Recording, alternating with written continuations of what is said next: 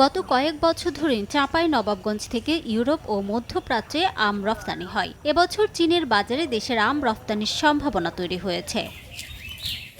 গত সপ্তাহে জেলার কয়েকটি আমবাগান এবং আম গ্রেডিং, শর্টিং, শোধন কেন্দ্র পরিদর্শন করেন চীন আমদানিকারকদের প্রতিনিধি। পরিদর্শন শেষে তিনি আম আমদানির আগ্রহ প্রকাশ করেন। এতে খুশি বাগান মালিক ও উদ্যোক্তারা। তারা বলছেন, কোনোরকম মাধ্যম ছাড়া সরাসরি বাগান থেকে চীনে আম রফতানি করতে পারলে নিশ্চিত হবে ন্যায্য মূল্য।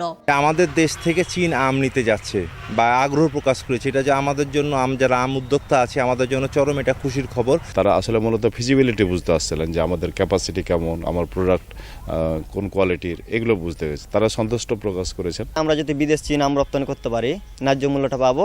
রপ্তানির পরিমাণ বাড়াতে সর্বাত্মক উদ্যোগ নেওয়ার আশ্বাস কৃষি বিভাগের। সকল কৃষকদের সাথে আমরা নিবিড়ভাবে যোগাযোগ করতেছি।